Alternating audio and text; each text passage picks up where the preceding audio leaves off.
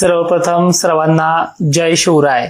मित्रांनो, आजच्या या 9 जूनच्या व्हिडिओमध्ये तुमचे जे काही प्रश्न आहेत ते प्रश्न कमेंट करा आणि महत्त्वाचं म्हणजे जे आतापर्यंत जून महिन्यापासून जे काही अंदाज दिलेत ते अंदाज तुम्ही सर्वांनी लक्षपूर्वक ऐकलेत। महाराष्ट्रामध्ये धुरळ पेरण्या किंवा पेरण्याच्या तारखा आपण अजिबात जाहीर केल्या नाही, तरी महाराष्ट्रामध्ये सर्रासपणे अनेक भागांमध्ये धुरळ पेरण्या चालू आहेत आणि त्या केल्याच्या नंतर जी काही पावसाची तुम्ही प्रतीक्षा करताय हे स्पष्ट चुकीचं आहे। कारणही सांगतोय की जसं तुम्हाला मी मागे पण म्हटलोय की जवळपास 1 तारखेपासून आताच्या 9 तारखेपर्यंत वारंवार सांगितलंय की 15 ते 16 जून नंतरच मान्सून सक्रिय होणार आहे।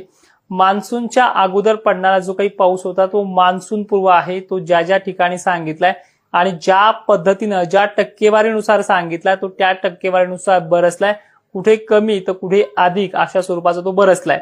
त्यावरती अनेक बीड भागामध्ये, परळीमध्ये, जालन्यामध्ये सुद्धा, दक्षिण भागामध्ये तर आणखीन काही भागामध्ये सर्रास धुरळ पेरण्या करणं चालू आहे आणि ही गडबड तुम्ही करताय आणि दोष हवामान तज्ञांना देताय, हे स्पष्ट चुकीचं आहे। आता पुढचं शेड्यूल काय आहे ते लक्षपूर्वक ऐका। मान्सून महाराष्ट्रामध्ये प्रवेश करण्या अगोदर अवकाळी हा ब्रेक घेत असतो आणि चक्क उद्यापासून अवकाळी 5 दिवस ब्रेक घेणार आहे, म्हणजे अवकाळीची हे शेवटची कालची तारीख होती। आता ह्या 4-5 दिवसानंतर काय घडणार आहे ते या व्हिडिओच्या माध्यमातून पाहूयात आणि 15-16 पासून राज्य मान्सून कसं व्यापतंय आणि त्यामध्ये असणारा पाऊस कसा आहे, एक्झॅक्टली पेरण्या कोणत्या तारखेला होऊ शकतात, त्यामध्ये खानदेश असेल, विदर्भ असेल, मराठवाडा असेल आणि पश्चिम महाराष्ट्र असेल, अनेक भागाच्या पेरण्या कुठल्या तारखेला होऊ शकतात आणि कुठली नाहीये। जर त्या तारखेला पेरण्या झाल्या नाही तर हा व्हिडिओ माझा शेवटचा असणार आहे, हे तुम्हाला आज ऑफिसच्या माध्यमातून, व्हिडिओच्या माध्यमातून आणि फेसबुकच्या माध्यमातून सांगण्याचा प्रयत्न करतोय। ऍप्लिकेशनच्या लाईव्हची जी काही कंडिशन आहे, अनेक शेतकऱ्यांना तो लाईव्ह दिसत नाही, ज्यांनी जॉईन केला आहे। तुम्हाला एक विनंती आहे, तुम्हाला जी एक पावती येते, रिसिप्ट येते, त्यावरती माझा व्हॉट्सअप नंबर आहे, त्या नंबरला व्हॉट्सअप करा, तुम्हाला एका ग्रुपमध्ये घेईल आणि ज्यावेळेस लाईव्ह चालू होणार आहे त्यावेळेस तुम्हाला तिथे लिंक पाठवण्याचा प्रयत्न करेल व्हॉट्सअपमध्येच। मग तुम्ही त्या टायमाला लाईव्हला, उद्या 10 तारखेला तो लाईव्ह असेल, ठीक आहे। आता विषय बघा, महाराष्ट्रामध्ये खरं तर मान्सून हा 14 तारखेला प्रवेश करणार आहे।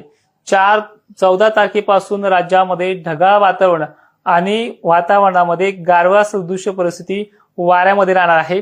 14 पासून ते जवळपास 16-17 पर्यंत मान्सून हा महाराष्ट्र व्यापणार आहे।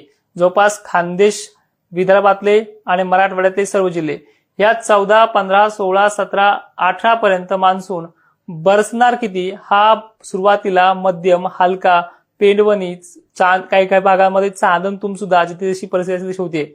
पण तुम्हाला मी त्या व्हिडिओमध्ये सरळ सांगितली 15-16 पासून स्टार्टअप होईल आणि 22 तारखेपर्यंत पेरण्या आटोपतील। आणि याच व्हिडिओमध्ये एक महत्वाचा मुद्दा देखील तुमच्या समोर मांडतोय। गेल्या वर्षी सुद्धा मान्सून अल निनोचा असताना सुद्धा, ओल्या दुष्काळाची परिस्थिती सुद्धा असताना सुद्धा तुमच्या पेरण्या 13 ते 15 जूनला स्टार्ट झाल्या होत्या। ह्या वर्षी 4-5 दिवसाचा फरक पडतोय। एक्झॅक्टली मान्सून 10% कमी सांगितलेला आहे। दुष्काळाच्या बाबतीत आपली भूमिका ठाम आहे, फक्त एकदा मान्सून येऊ द्या आणि त्यानंतर ही कंडिशन करूया।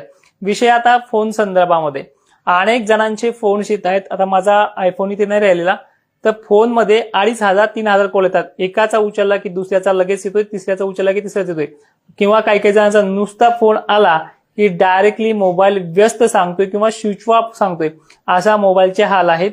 सध्या तुम्हाला मी जे काही व्हिडिओमध्ये सांगितलंय कालपर्यंत तीच कंडिशन आहे।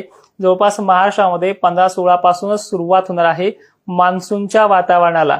त्या अगोदर आता हा 5-6 दिवसाचा कालावधी आहे, तो किरकोळ असा कोल्हापूरमध्ये, पुण्याच्या पश्चिम भागामध्ये 20%, 30% अशी कंडिशन आहे। दक्षिण भागामध्ये ती परिस्थिती आहे। अवकाळी आता उत्तरेकडे सरकला आहे, ज्यामध्ये एमपीचा समावेश आहे, जसं की जबलपूर वगैरे भागामध्ये, याच भागाकडे तो उत्तरेकडे सरकत जाईल आणि त्याच्या पाठोपाठ मान्सूनचं देखील आगमन आहे। कर्नाटक त्याने 100% व्यापला आहे। कर्नाटकमध्ये सुद्धा मोजक्या ठिकाणी चांगला तर काही ठिकाणी सर्वदूर सारखा मध्यम पाऊस होतो आहे आणि ही परिस्थिती वाऱ्याच्या वेगाने वाढते आहे।